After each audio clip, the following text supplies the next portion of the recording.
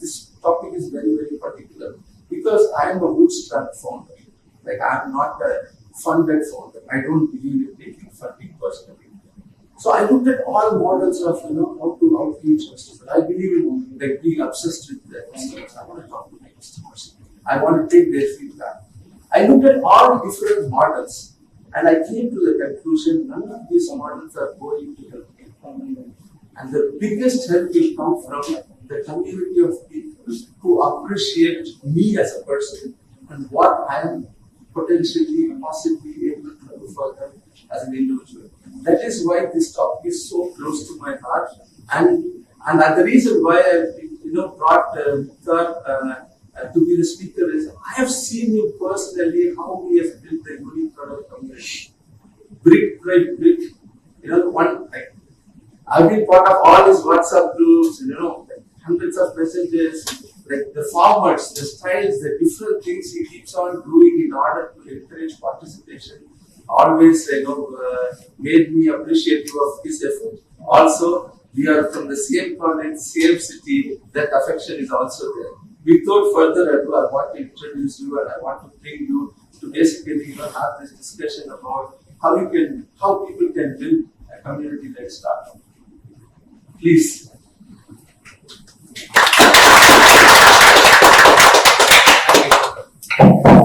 So yeah, like Abhay has been referred to, and of course he's my super senior in university. And speaking of really engagement, how many of you studied university or college in India? So you know what ragging is, right? Yeah. So those old schoolers who have gone through it. If you're a fresher, you didn't rag it. That's what I'm coming to. So when you're a fresher in college in India, you're dead meat. You're fresh meat for people to bounce upon. Because when you go in as a fresher, your seniors, they'll call you, they'll make you do funny things like dance, dance without your shirt, or propose to a girl that you don't even know and stuff like that. So yeah. So for us, we're always sort of scared and always to fight with those seniors who used to make us do those things. But there was one set of seniors who do the opposite, who make us feel comfortable in terms of welcoming us into the university community, right? They will offer us guidance and stuff like that. And whenever I see a worker rise like that, so a lot of this, he comes from another category. I don't know if you've ragged people. Yes, I have. You have? So there are two kinds of ragging, right? One is where it's fun. When I've done that, you just sing a song, something that doesn't shame the guy. But then there's the other kind of ragging which is a bit more intense. How many of you have seen the movie 3 Idiots? You've seen, right? So yeah, that's the first scene what they show is the reality in many colleges. But why I'm telling this to you is the sense of community for me, community bonding, community development began from university. Because the business I am doing now is what I used to do as a young person, a university student back in my university. It's organize events, organize youth circles, business circles, interview directors, actors, and I was passionate about that. And I also realized that I took the wrong step. I took engineering. I should not have. It was the greatest regret. I joined engineering. I'm like, no, this is not for me. But then I'm like, okay, I've joined. I might as well compete and have fun while doing it. And so I was always involved in organizing events, programs, that was community-led, and that gave me more access to the wider outside network. Because as a university student, you're always confined within your safe space, which is your campus.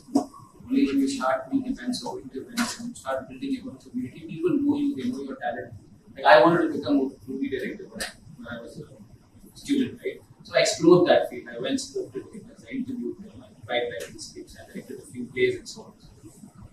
So that community access taught me a lot about that particular field of movie making, filmmaking. I finally decided not to do it because it was too toxic, and I'm a very straightforward person. I like working with straightforward people. So then eventually I left that. But that put in a spark in me. If I were to do a business later, then community would be at its core. And it's not necessary that all businesses have to be community-led, but if it is, it's better. And I think once you want to become a community-led successful startup founder, can you guess what's the first thing when it comes to building a startup community? What should be the first value that you as the community founder leaders will instill among the members? Any answers? The first value that everybody should share amongst each other as a community. Respect each other. Yes, along those lines, yes. Respect is a very, very important thing. They learn from each other. Yeah, respect is one of them, right? Because Dubai is such a beautifully culturally diverse place. You get to work with so many people of so many different nationalities. But there also your cultural sensitivity and tolerance is tested. Right? Within Desis itself, within India, South India, North India, to speak out loud, sometimes they don't get along with each other, right? But then you test your tolerance. You look at the person's inner workings, his heart, the product he's trying to develop, and transcend beyond these usual boundaries. Usually, human beings are designed in a manner psychologically where we find safety within our own people of our own region, own language, and it's difficult to step outside that comfort zone and trust somebody else. So, however, yeah, that's where respect comes in. I think when you look at a person before judging, how he's from, what he wears, what he is, where he comes from, I think you understand the person a bit more, understand the person's ethos, values, and then respect him or her accordingly.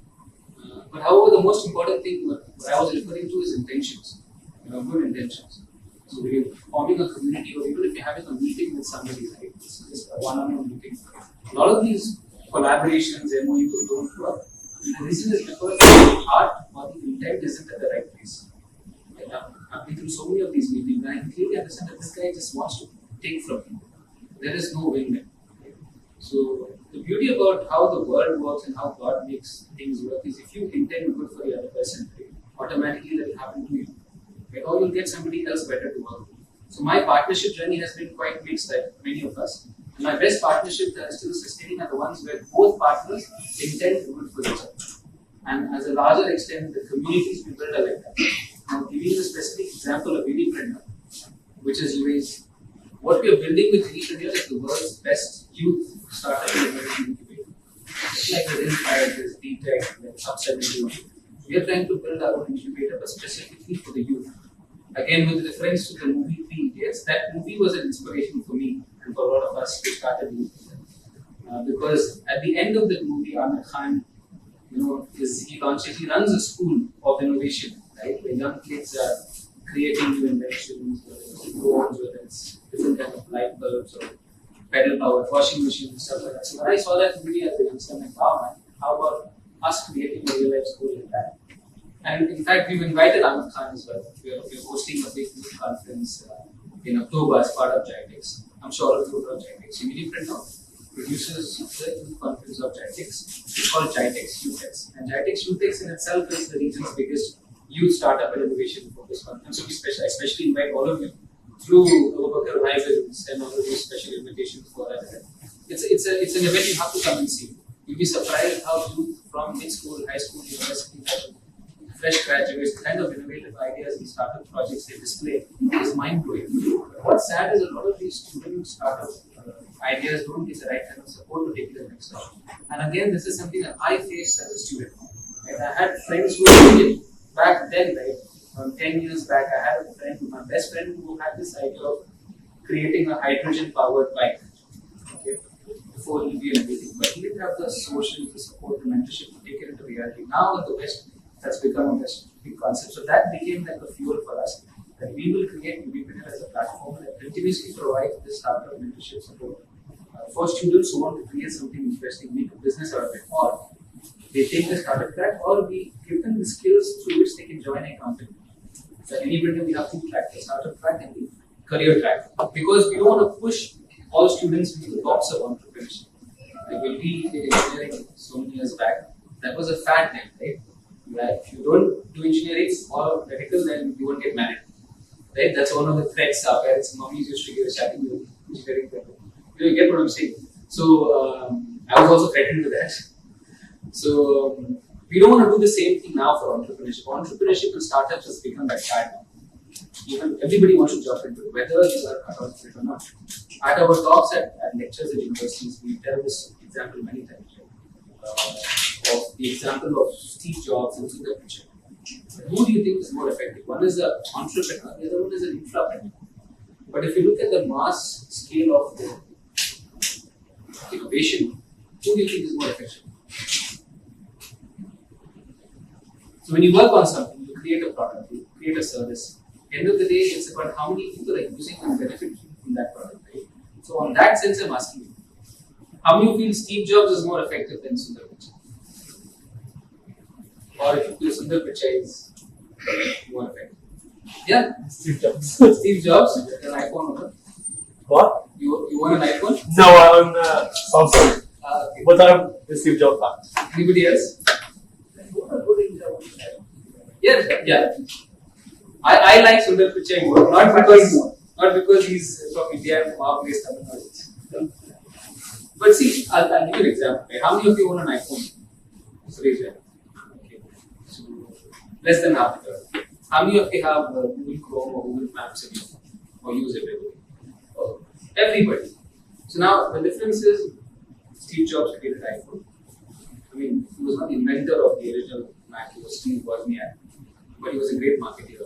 We in fact did a session for youth just 2 weeks back, entrepreneurship lessons for youth to learn from Steve Jobs. But if you look at Sundar Pichai, he's the one who was principal in the creation of Chrome and maps and stuff like that. So why we give this example to students is because don't get into this rat race here. I want to become an entrepreneur. Only then I'm successful. Only then I'm respected.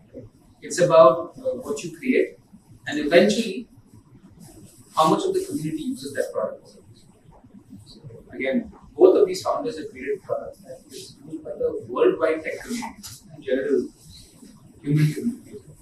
So back to essentials of characteristics of building a good community, I think you have to start with good intentions.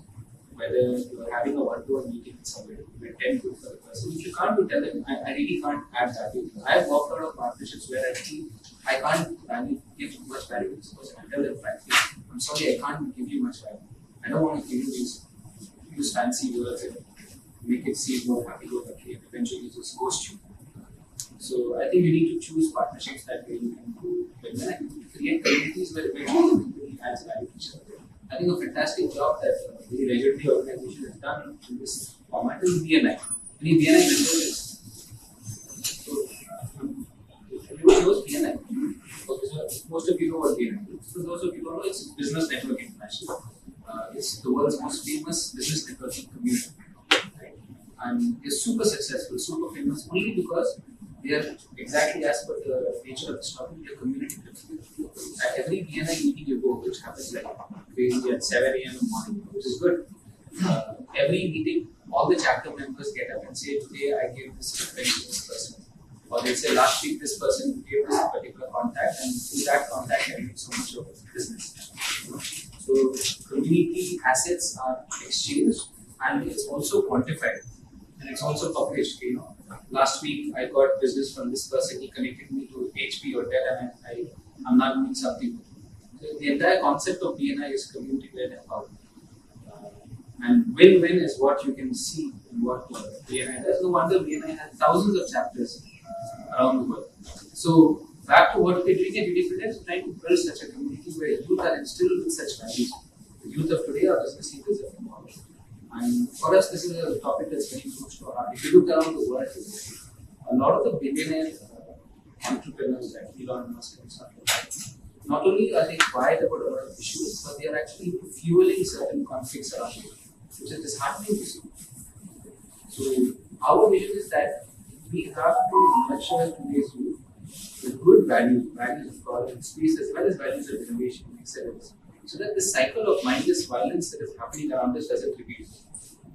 Entrepreneurs, though, will keep forming. Entrepreneurs, today there's Steve Jobs or Musk, tomorrow you'll have XYZ, and they will make millions, trillions. So this trajectory of growth in the global startup economy, the ecosystem is always going to grow. But what's more important is what kind of a community are you creating for the future? Right? Like I said, today's state of affairs is very solid. The most powerful nations who have mind, who have intellect, they're using all of that for the wrong purpose. Right? So what's the use of all of that? Where is community? And hypocritically, there are nations, there are entities who speak about community, who speak about SDGs, but then they bomb the hell out of children in a certain country. Right? Where is community-led empowerment there? So that's something that we should be very, very, very careful about. I think we need to start from our homes. Community is not startup communities, business communities. Community building starts from the home. and how you treat your children, how you raise your children, these instill in them. We work with a lot of university students. Like, Mehak and Chani here are star university ambassadors from Kuala Dubai. You should speak Indian. So we discuss a lot of issues with them in regards to what you face currently. And we realize that with a lot of discussions among the youth, community problem starts not from the college, it starts at their home. Abusive parenting, wrong examples, negative mindset, stereotyping. This is something that affects the child even more. Because what happens is, if you don't raise your children well, or people in you well, they go on to become community destroyers. They'll go on with those values and they'll penetrate that community and they'll spread those values. So I think community building begins at home. Teach them values of respect, values of tolerance, values of good intentions, and then apply them yourself. Because a lot of our desi parents can be accused of. I have a question. Yeah. And you said about intention, right? Yeah. When you build a community, like I invite people, right? Yeah. How is it possible for anyone to find out like what is the intention of the person? Like, do you think like not only now, but also you invite people to further community and things like that. Yeah. So like from your experience, like if intention is a very important thing, like how do you really practically figure out if this person is a good fit or not, or you should have an open policy to embrace everybody and like how do you think about those things? It's a very good question. This only comes by action. This hadith I remember which means actions are based on intentions. So only experience is this trial and error. You have to sit with the person. Like for example, I was speaking to a company that has finance at a company because we wanted to register for the corporate tax and stuff like that before getting fined. Same financially bound. So this guy was telling me he runs a finance company. He's like, listen, bro, I'll help you with it. Don't worry about it. There are ways to avoid the corporate tax. You don't have to pay 8-9%.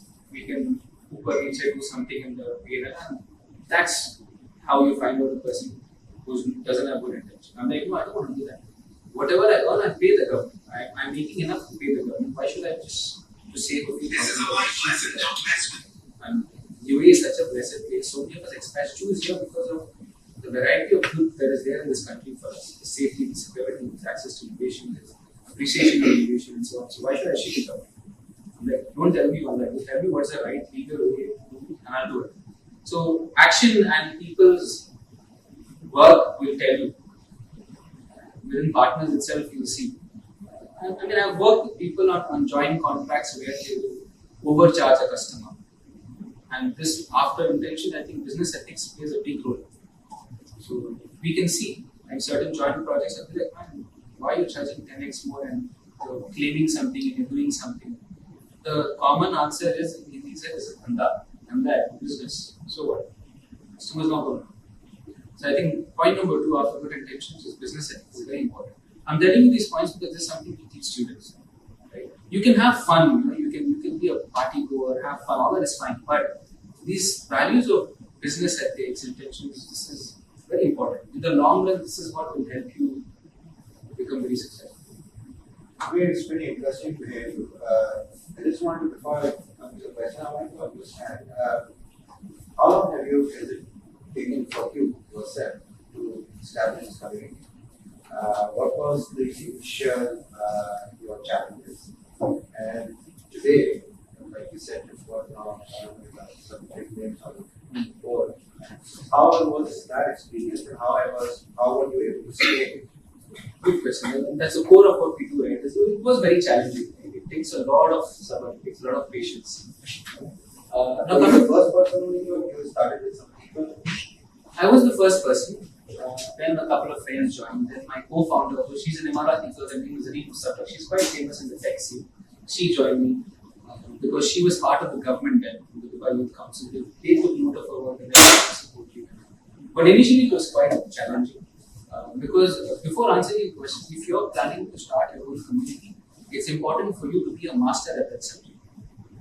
Like Bhai is a tech expert. I know him. He's quite expert in the field of tech and certain aspects of tech. Another good example is how many of you know the community 2469? You know 2469, Jameel Ahoy. So Jameel's community is wonderful because Jameel is great at what he does. He's a great marketer, he's a tech company owner, whatever he touches, he makes sure he's good at that. Another good example is a friend of mine called Shafiq from this company, Shaf Financials. He's a very good guy when it comes to finances, and he does a lot of community-based things. So, number one, you need to be a master of the art or the science of the product on the basis of which you're trying to build the community. Right? Because if you or you can learn along the way, but you should eventually try to master that particular field. So, when I started the youth community, answering the question, I had some experience because, like I said, in my university days, this is what I was doing. Community meetups, startup conferences, events and programs, all about tapping the potential of youth. So but still I didn't have that much industry experience, so I learned it on the go. So when I started, it was just me, then I approached different universities. We spoke to students directly. We started in small events in different universities, startup boot camps, MVP building sessions, startup pitching sessions. We started in small in middle section university, and after that, people started noticing, and it took a year for us. Because even then and even now, people think, what is this guy doing? How is he? We are making a decent amount of money, but people think we're an NGO. A lot of my aunties think I'm running an NGO. They come for dinners and they're like, oh, you're running an NGO. How are you? Funded yourself before? Yeah, I mean, so far we've crossed 1 million dirhams in revenue. And our business model for now is we charge government entities, we charge corporate companies who want to run youth programs.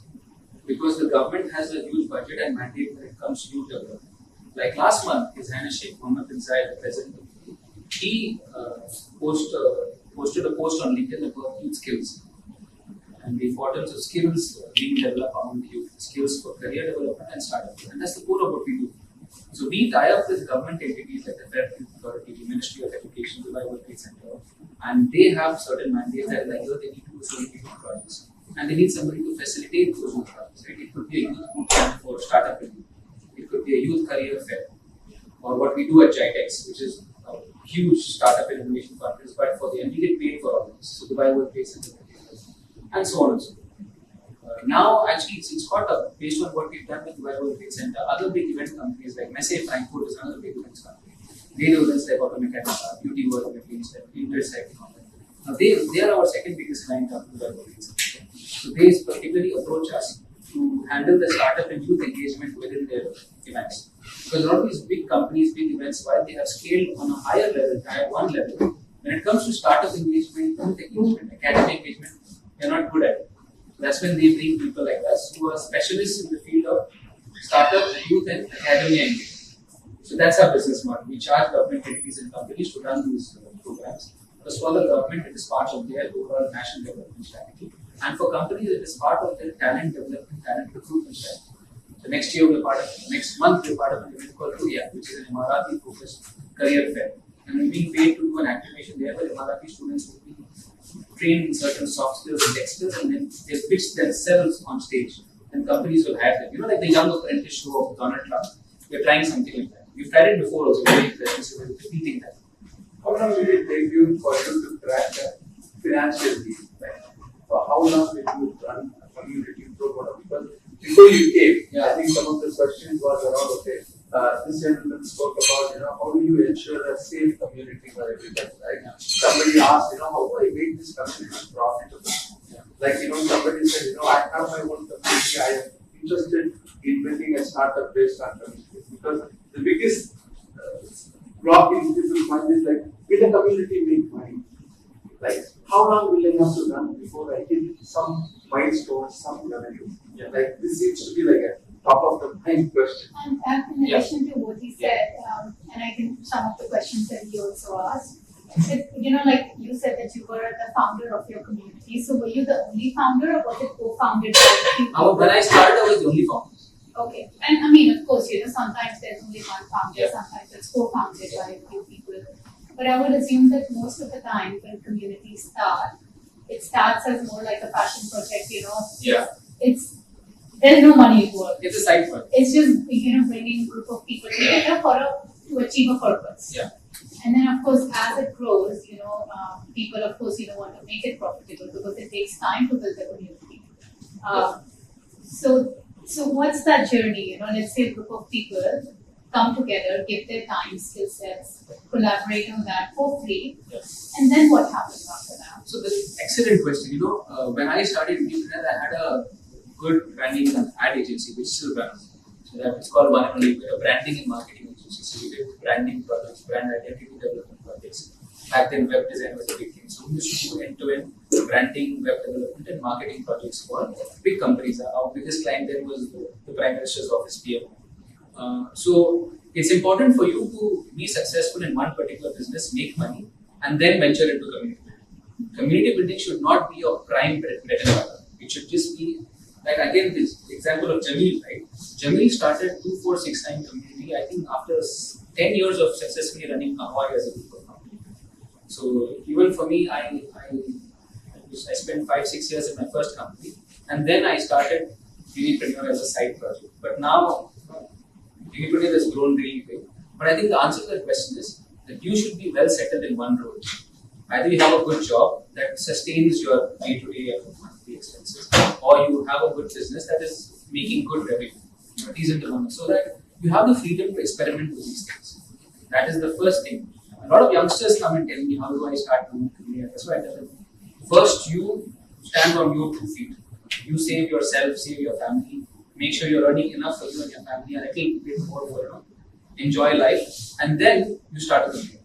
Because only then will you have the peace of mind and the creativity to, there was an interview of Shah Rukh Khan. Okay, not a big fan of him, but he said once that "Gurbat mein creativity nahi hota." It means you can't be creative when you don't have money. So, But necessity is the mother of all invention. yeah, but then it depends on how you define as necessity, right? For you, for him, yeah, go ahead. See, for me, necessity is taking care of whatever is necessary for me and my family. If the necessity is covered, then the next level of necessity comes, which is beyond your basics. And yes, there are many cases where people have started successful businesses with nothing in their hands, but they started a business, not a community. All these famous entrepreneurs you see out there, rag to riches stories, they all first started a great startup, and even after they became successful, they never did a community.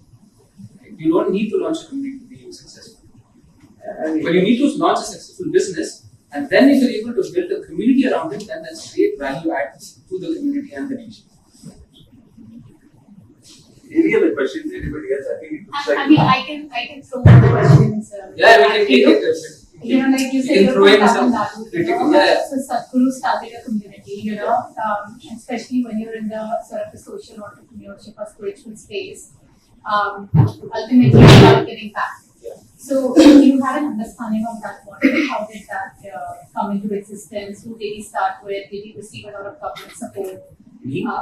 No, him, Sadhguru. Sadhguru. She's asking whether you know anything about. I don't know much about This him. model, because He's a businessman? he's a, Foundation? yeah, he's a spiritual leader. Okay. But he's a very good example of community building. Oh, this gentleman has a long beard. Yeah. Maybe we should go into some other examples of business and startups. Okay. No, I don't know. Okay, then just leave. For me, in general, no matter what, I've stayed away from these babas and gurus. Okay. My, no, but what are you saying? I'm just talking about community building. I understand. Yeah. Yeah. It's good. See, I don't know exactly what he's doing, but if he's doing something that is helping each other, Yeah. instilling good values, then it's good. Where is he from? Tamil Nadu, Coimbatore. He's the person who has a pagdi and a long beard, right? Yeah. I've seen his clips here and there. I've not researched So, much. I mean, yeah, forget about him as a person, but I'm just talking about Anybody community in that building. case, right? Then again, when you see, like you said, that first have your basics, either a job or a business taken care of, and then you think about Yes. the community. Yeah. Unless you're one of those people who doesn't really have any dependence, who doesn't care about money, and you just want to build a community, and that's your survival. So, I mean, again, that comes into the category of the spiritual leaders, right? Their entire life is dedicated for community development. Yeah. That's not an example that businessmen can take, because that's 1 in a million example. But then they are making a lot of money, though. Yeah, I mean, actually, that is also a point of contention. Okay. Because, like I said, right, my personal things, no matter what, whether it's Hinduism, Islam, Christianity, you have these spiritual leaders, Yeah. but unfortunately, I don't know about this gentleman, but 90% of them are fakes. 90% of them, they are so rich and their source of their income is very dubious. Yeah. And they end up doing the most heinous crimes. So I've always stayed away from any religion, from people who make money from the community. And there was a very nice movie by Amir Khan made called PK, right, where he shows this across different communities how these Babas make money from their followers. And India, if these Babas come together and just donate 10% of what they've collected, no, there will be no poverty. Why aren't they doing it? I think we'll get back into the community topic. Yeah. Okay, any other questions, please? Yes. I think I have something to add here. Yeah. Look, when you're forming the community, either you can form it on a personal brand, or it's about people Yeah. coming together to sort something. Yeah. Easiest way. So if you do not have a personal brand, the best way is if you can find some common problem where you feel you can attract people just to come and talk to you, that's the best way you can start. And the right people will just come. Yeah, absolutely. I'm getting specific. You should look at industry-specific communities. So I was in a meeting with Messier Frankfurt just day festival. Messier Frankfurt, as I said, it's a big events company, and they do these events like Automechanica. Automechanica is one of the world's biggest automobile-focused shows. So they are in discussions with us because they are launching a logistics and supply chain focus. Anybody here from the logistics supply chain field or have done work with them? It's a big industry, right? People don't know. Like I was discussing with our ambassadors, they were like laughing about the field of logistics. Of course, like they really didn't know. So I was telling them, Dubai's backbone is the logistics industry. His Highness Mohammed Mukhtar Rashid's favorite company is DP World. DP World is his brainchild, and DP World is so amazing as a company. It not only became a master at handling port operations in Dubai, but is handling for other countries, starting with London. London's ports are handled by DP World. So why I'm telling you this is because Messier Frankfurt is launching an event just for the logistics and supply chain industry. So they were brainstorming with us saying that Mukhtar, since you are good at startup engagement, youth community engagement, what could you do for this act, for our attempt to popularize? One of the first things we suggested to them is create a community around logistics startups. Do regular networking events, because if you look at logistics and supply chain, there are not many meetups either for startups or professionals in the fields to come together. That's one thing. If you are in a particular industry, and especially that industry is a niche like logistics, supply chain, or robotics, or media, retail, form a network around that community. So that's something that is Are you saying that the good idea like for somebody to start a community? The first thing you said is about being a master in the subject. Second thing is like is this related to that saying you're going to look at a domain expert in order to build a community? Is that how you're suggesting? So what I'm suggesting is start a community in an industry that is belonging to you, and also in industries where there's not much happening. Like there are so many tech startup communities out there, right? But there aren't many like say logistics or tech community. I'm not seeing tech community here. So if you are in one of these niche fields, then build a small but powerful community around your specific sector. Or within your sector, you can, like for example, under blockchain, there are so many verticals. Like ICP is a token. Like I know somebody who's working with ICP and they build ICP focused tokens. Like 90% of the world doesn't know what ICP is, but it's a very powerful token or a platform. So within your sector itself, you can create a subsector focused community. Before you came here, you were talking about You had a question. Yeah, I just wanted to ask you, what's the role of personal branding or social media and everything in building a social community? Is it important? Is it not?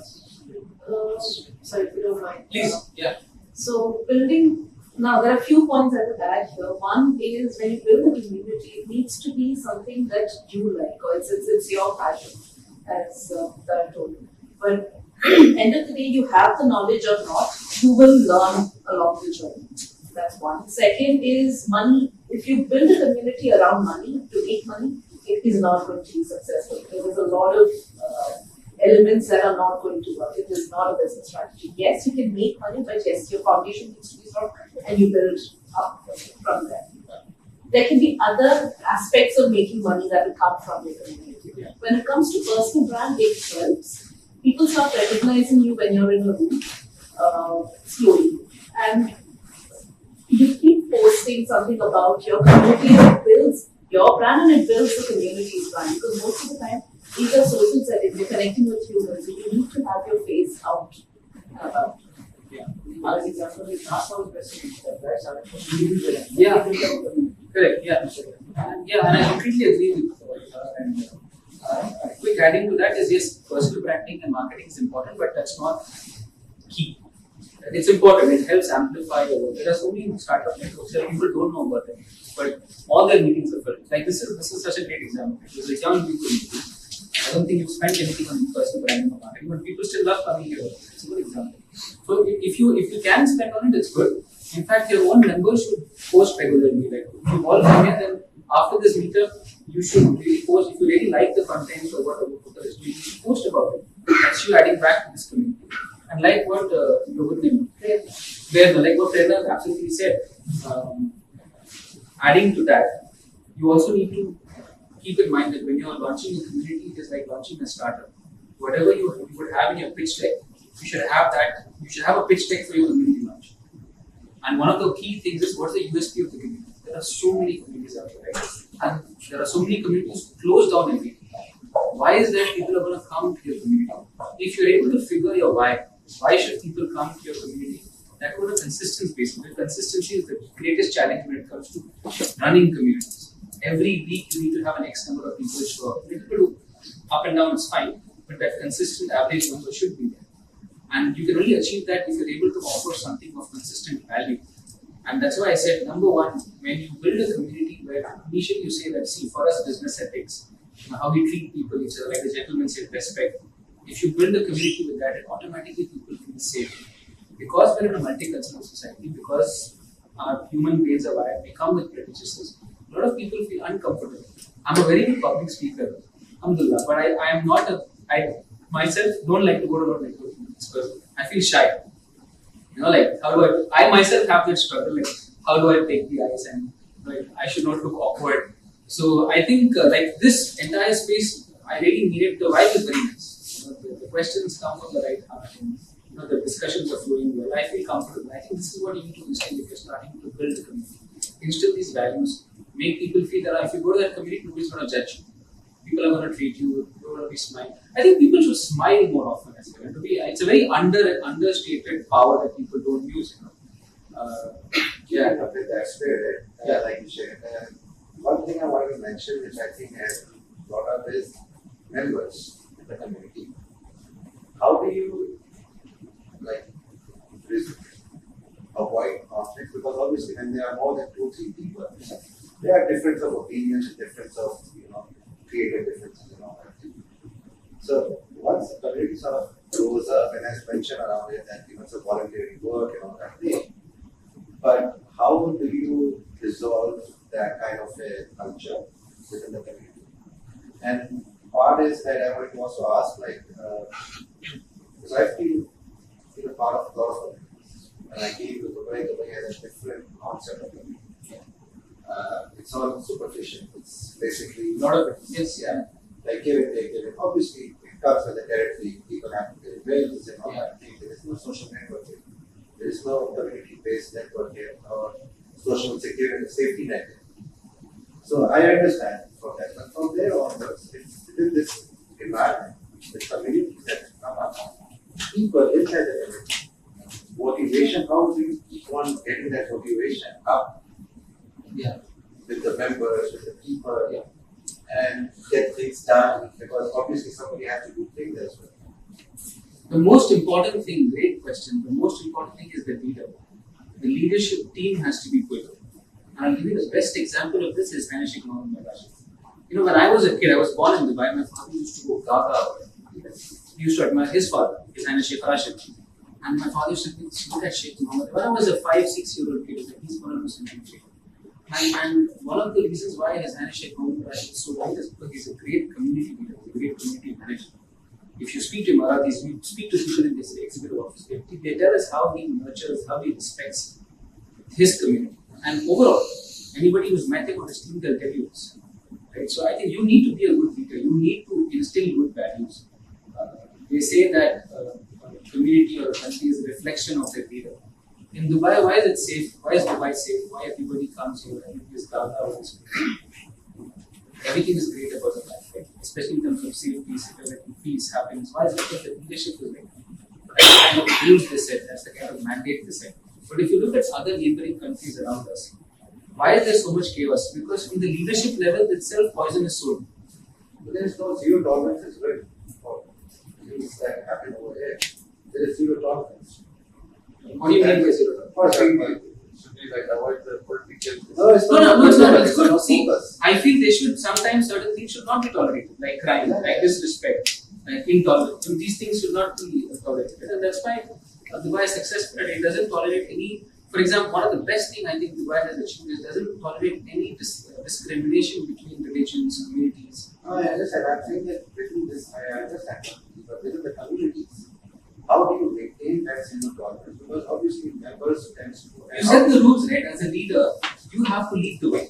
If as a leader you deal with people politely, thank you, always have a smile on your face, you know, and if the way you deal with people is very amicable, they will follow. See, we do a community of youth, right? 2,000 youth. It's very difficult, and that too, Gen Zs are very specially kind. You know, I can't say negative about them because they're sitting here. So I'll just finish this. So for us, dealing with youth is a big challenge. And what you're saying, we face so much issues. These kids, they fight. We get calls, and this guy did this, this guy did that, this guy is hitting on me. It's crazy. But then we have set certain rules within our Unipreneur community of respect, of tolerance, certain do's, certain don'ts. Once you clearly define those rules, and those initially those rules are difficult to enforce, especially for us as youngsters. Many young people join the community left. They're like, oh, you're not listening, the rules are so strict. So initially you have to set a set of certain strict rules that people abide by, and whoever is good will stay. And it will filter. Whoever is not fit for your community, they will leave automatically. But answer to your question is be yourself a good leader.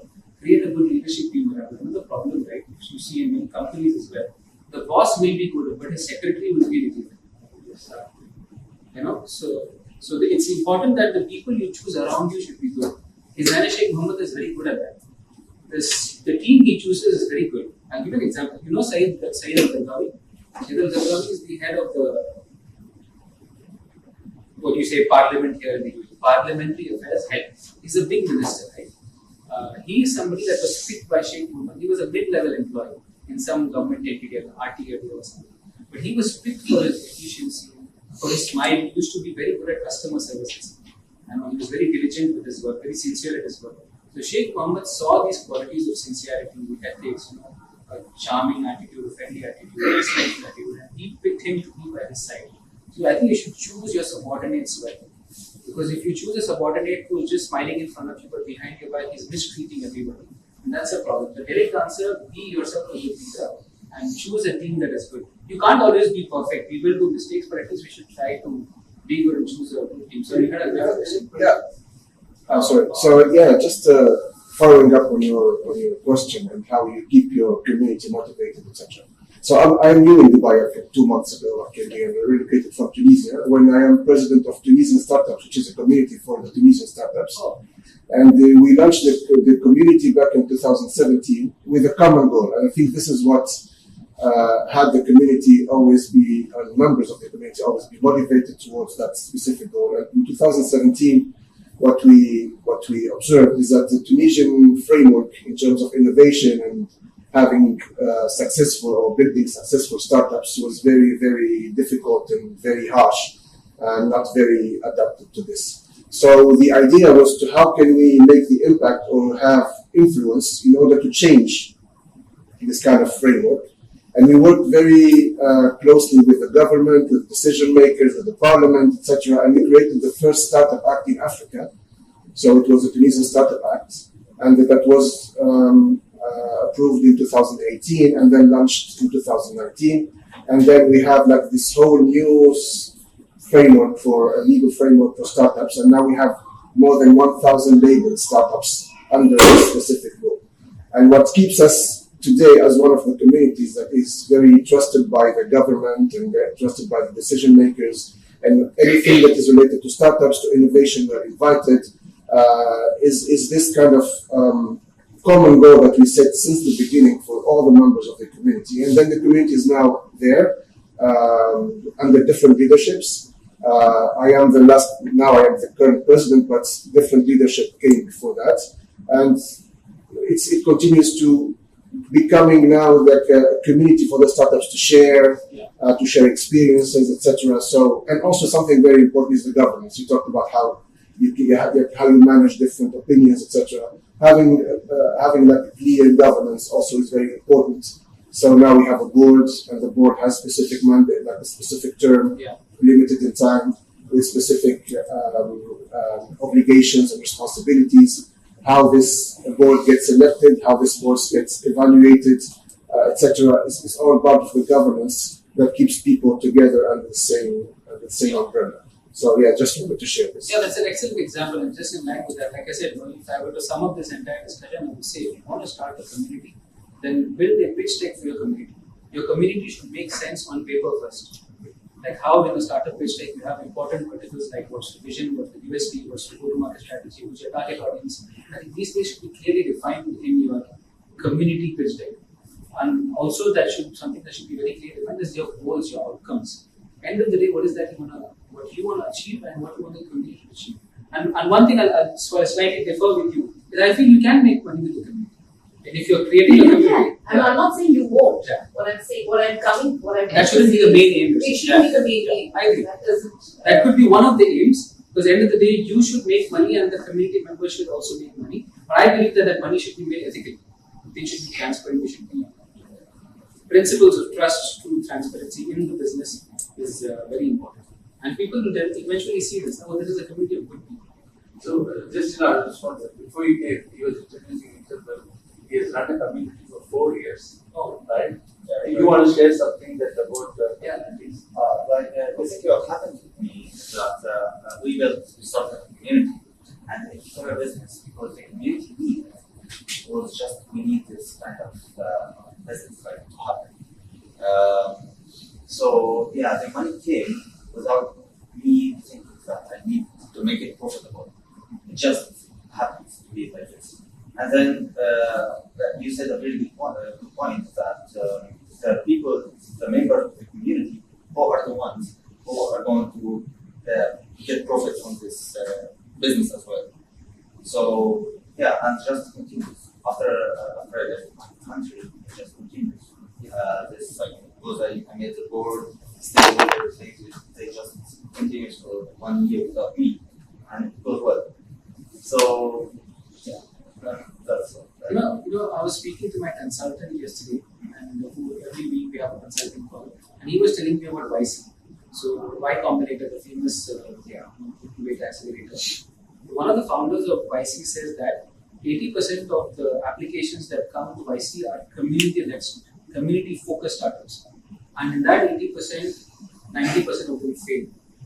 So there are so many people trying to build. That's why this is a very powerful topic actually, because this is from the YC founder, one of the founders himself. There are many community-based startups that are launching and trying to work, but many of them are failing. And a few of them who are sustaining are doing very well. And again, it comes back to how do you position your community and create a pitch deck around it. I think you need to create product, and around the product, you build a community. Like all of these, like for example, Google, Microsoft, you have communities in different countries. Here in Dubai, you have meetups just for Google developers, right? We have Google developers clubs in universities and companies, right? So those communities are built around one product, a cloud product, right? So if you can create a powerful product and then create users and community around that, where knowledge is exchanged in that domain, or you create an industry-specific community. You need to understand what is the root of the community. Is it a product? Is it you as a brand? Like just 1 hour back, we were having a discussion with a very famous public speaker called Arfin Khan, who's the personal coach of Hrithik Roshan, who's a very famous celebrity, and we're working with him, right? Arfin Khan is the coach, and he works with Hrithik very closely, and through him we're trying to bring Hrithik to our event. And he's somebody who's a powerful individual brand. For him, he's his product. He's a public speaker, he's a coach, he sits one-to-one with celebrities and fixes their issue. Hrithik Roshan is a great actor, he's my favorite actor. He used to stammer.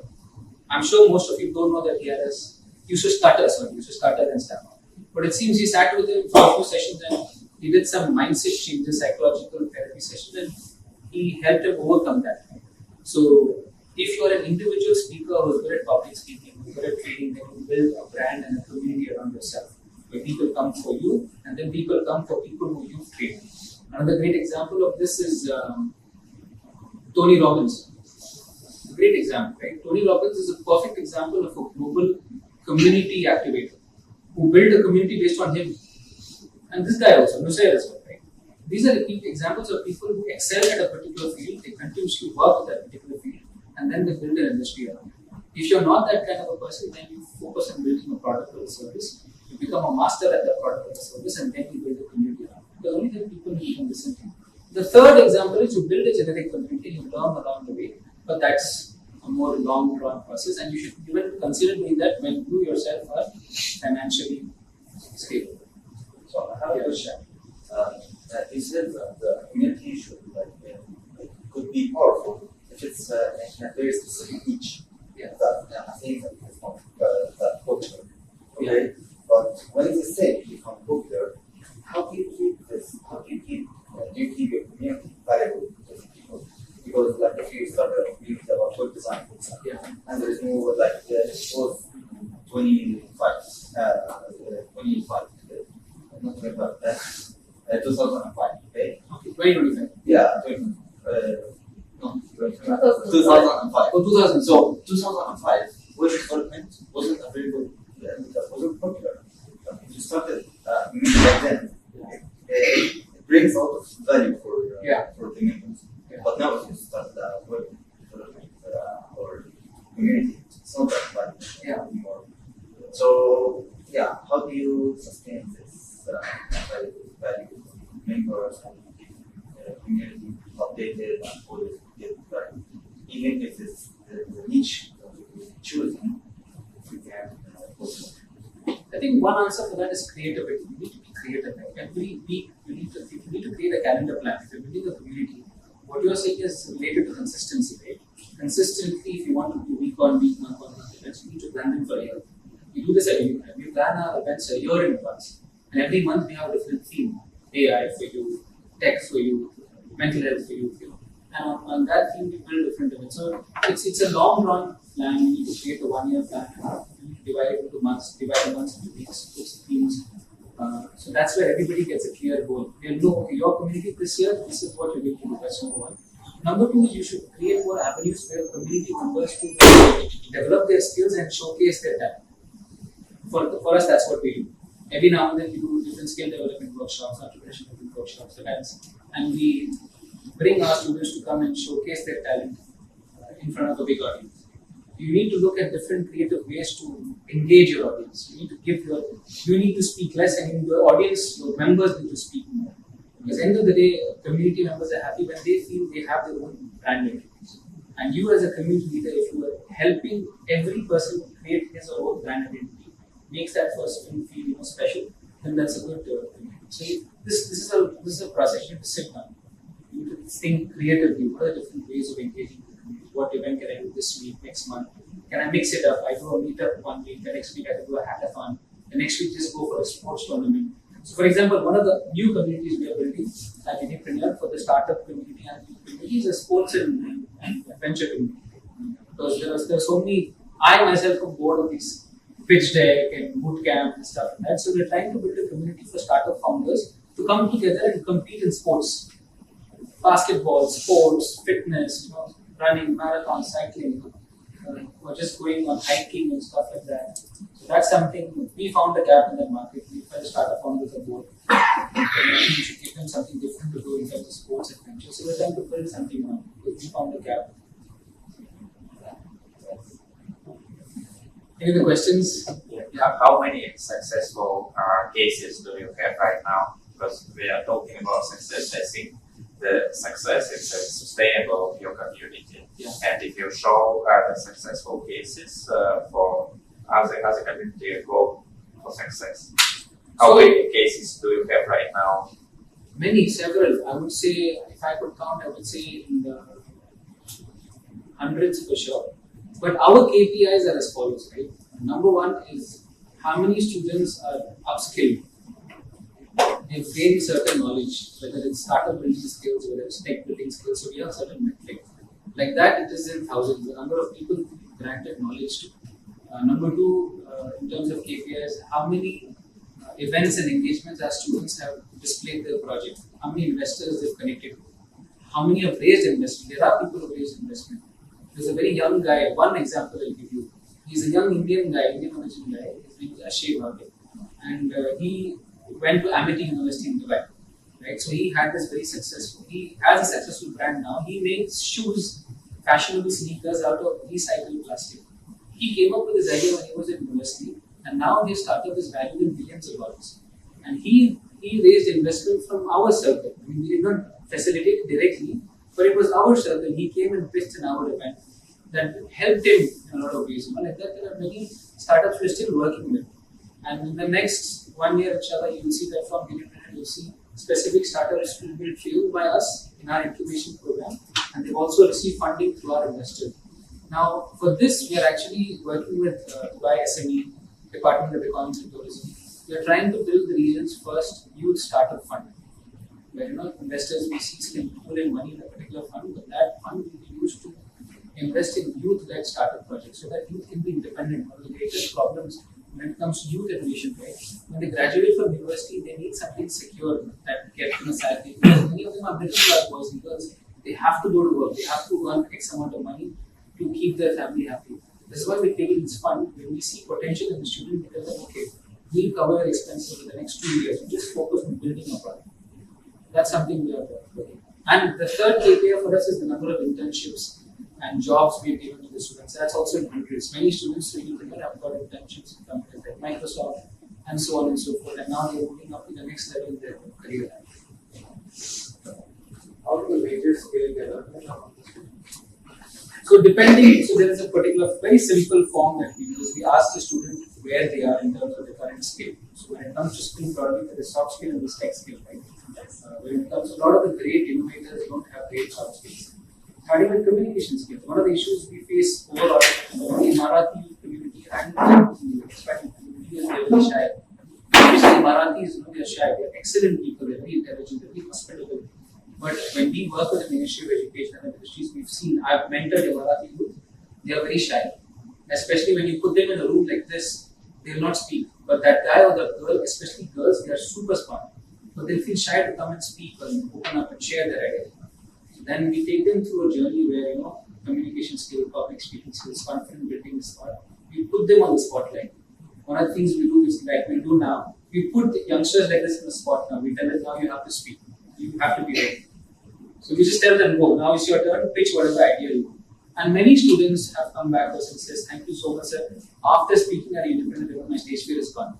That's given me the confidence not only to speak, but also build products. So it's like a self-evaluation.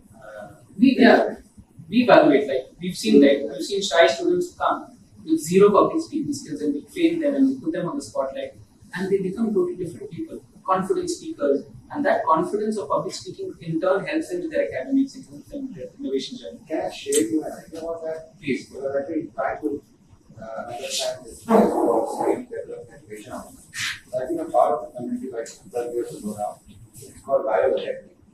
So what we used to do is that the kids at KT and Spain, we were training in coding. The only way that they could actually nature coding was they had to teach 5 other people.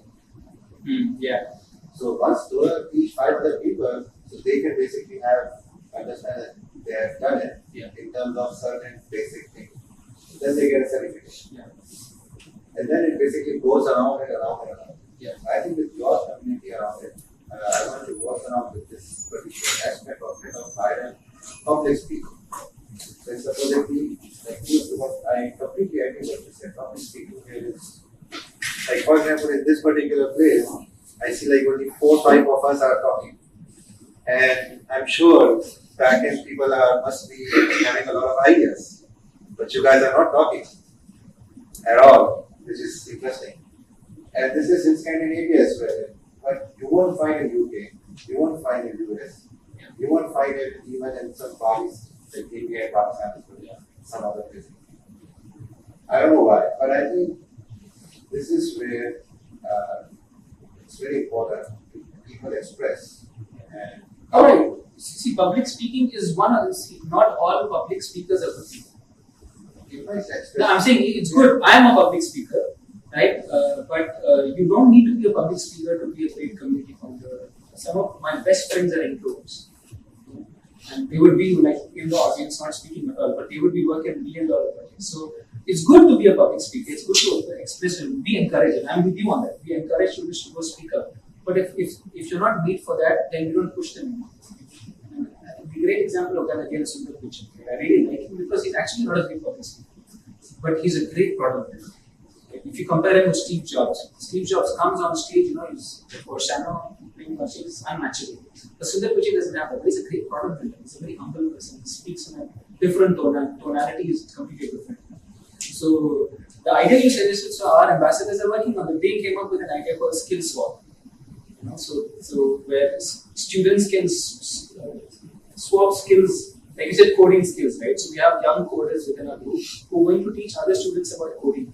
The same tools, set to about finance skills, business skills, economics. I have a question, right? So, for example, everybody in the community can bring up ideas. Yes. So, is it altruistic to say that as a community builder, you're the leader, you're trying to orchestrate this whole thing, or you allow the natural evolution of leadership in the community? You understand the question? So rather than being you are the moderator, I'm the moderator, I'm the organizer of this community, okay, listen to me. Is this the way that you have built your community, or is it more like, okay, hey, I have some ideas, or you can also come up with ideas, we'll evaluate the best idea and bring it up. It's the latter. It's the latter. Definitely you can't be a dictator. That will be dictatorship. Only listen to me. And so it's the latter. You need to be open to ideas. One of the things we do at Unipreneur is we make students fearless. We tell them because as a student I've experienced that. When you ask teachers a particular doubt, they'll throw a chalk and ask you to shut up and sit down. In some cases, back then in our university days, school days, asking questions was not appreciated or encouraged. Here at Unipreneur, we do the opposite. We tell them ask as many crazy questions as you can, share as many crazy ideas as you can. One of the things we do at Unipreneur and other communities we also apply is every event is a different leader. We ask different youth to take care of every event. Like tomorrow we are having an event, there's a different leader handling that event. There's a different team that handles different events. Like last year when we did Gitex, there was a different team working on the construction of the agenda. This year it's a different team. It's led by Mehak and Shanti. They are working on the agenda setting of the event. They're working on the partnerships. They come, they're full-time interns. They sit with us. We are giving them responsibilities that usually Dubai World Trade Center events people do, big, and they do it brilliantly. If you give youth the opportunity and the confidence, they can. So answer to your question is you should enable everybody to take some kind of a leadership role, some kind of a responsibility. If you're doing a next event here, then maybe you can ask one of your members, okay, this event you have to lead, or you have to moderate, or you have to co-lead it, co-moderate it. So that way people will know that, okay, every event somebody else has been given a new chance. You sometimes have to take decisions that not everyone will agree on. Absolutely. So that's a great point. See, if you want to be a people pleaser, then community building is not fair. No matter what you do, no matter how good you are, you will have a set of haters. Historically, if you see that, no matter how good a person is, he or she will have a set of haters around you. So when you're building a community, when you go out there of your comfort zone and you want to meet with different people, it is human nature that if you meet 10 people, you'll not get along with 4 of them, 3 to 4 of them. And for me, people like me, it was even more difficult for me. Because I'm like my dad, I'm very straightforward, blunt, on the face. I don't like speaking behind people's backs, and I don't tolerate other doing that as well. Like in my dad, when he's at home and family gatherings, nobody will dare speak about other relatives in front of him. Because he'll get up and walk off. He's like, I don't want to be in a gathering where you're bitching about somebody who's not in the room. Do that in front of his face. So I've learned that values from him. And for that kind of person, it's very difficult to be a comedian. Because you need to fake it sometimes. And for some people, it doesn't come naturally. But answer to your question is, it is what it is. When you build a community, you have to be ready for the fact that certain people will love what you do and certain people will hate what you do. And you can't help it. But anybody else has a similar experience where you have to deal with this love-hate relationship? Always. Yeah. It's human nature, right? And always bringing people who are not right. But at the same time, if your energy is also one thing I believe in is being authentic and being intentful of what you want, and you attract the right people with you.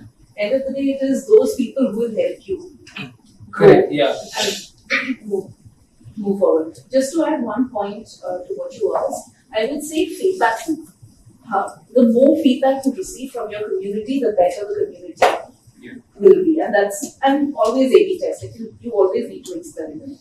Do not stick to one format and then just do that across. It's a great point. I think it goes back to leadership. You should be a person that's approachable. If somebody doesn't like what you did in an event or the theme of the event, you should be approachable enough to take criticism, take feedback. That's key. Again, this comes back to people. On the same point of haters, I used to run community in Singapore, not here. Yeah. I find here very tough to run community. I don't know why. Okay, but in Singapore, I like haters because they are the one who raise such points which we never imagined. Yeah. They are the best feedback provider. And for us, maybe back, that's the culture out there. I like those people who are haters. And in the events, we find out which are the people who hate us. And after the event, we don't attend people who used to like us, okay, we used to approach them, okay, what's the problem? And best part about the haters are, they give you 4 points which you never imagined. And that's where it helps us to build the next, when we do a next event, it was these are the takeaways, we should work on it. People who likes you, they are very afraid to give you the honest feedback. Yeah. So my takeaway while running community is that you love haters. The more you love the haters, the more you will be successful in community. That's what we did it in Singapore. Here, my experience is when in Singapore, we were helped by Google. The venue was given by Google to us. We just have to arrange the food. So whenever we arrange, I'm a tech guy. Okay. Not that. So when we arrange, we do little bit of cheating. So we take one speaker who wants to advertise his product or feature out there. He sponsors the foods because if somebody is coming to your community, he should have something to take away. Okay, sponsor his dinner. That's okay. See. When we are in Singapore, it's very easy to get such things. Just like in Singapore, we approached Google once. They gave the venue for a complete year. You come to Google office. They have complete floor, which is just for events, and they give us a slot every month. They even have a community manager. Okay, where you just approach them saying that this is the community, this is the topic which we are going to speak about, and they will give us for 1 year, take it. Okay. I have a question from that. Right? Yeah. So the thing, one is running a community sponsored by a corporate. Other one is to basically bring together people organically. Is there a conflict there's a conflict in doing either of these? Is there a conflict? We need to say, if I go with this professional, I can provide better amenities, probably have some drinks, food, whatever it is. And then, you have organized it organically, where you try to do this. We don't let British Petroleum organize the event for sustainability. You don't have that. That's an excellent example. Yeah, again, you need to see who you're getting in as a sponsor. When we do this, even when we work with certain brands, we're very careful about the ethos of that brands. Like my business principle has been, I only work with brands who have an ethos, who are not involved in shady stuff and stuff like that. But I think the best way is, next meetups, I think community members themselves should come and contribute something. Or they should say, okay, today I'll take care of food, or I'll take care of photography, and that's really organic growth. So next time you come here, I think you should contact Abu Bakr, tell him, I'll be a sponsor. It could be 100 dirhams, but that's how organic communities are built. And one more thing to what you said, that comes to tolerance. When you build a community, you need to be tolerant of each other. And also, community founders need to teach themselves to evolve to be a better person. Nobody's perfect. I do so many mistakes. I constantly ask myself, am I a better person? Because you can't, a lot of community, some community member founders, a lot of famous startup founders, right, they think they are God. They think they are perfect. They think their ways are correct. And I don't believe that. I think human beings are an evolutionary. I'm not talking about the evolution thing, I don't believe in that, but you evolve as a person, but you need to constantly become a better person. You will do mistakes. You might do the same things that you advise seconds, but then you need to ask yourself, am I being a better person?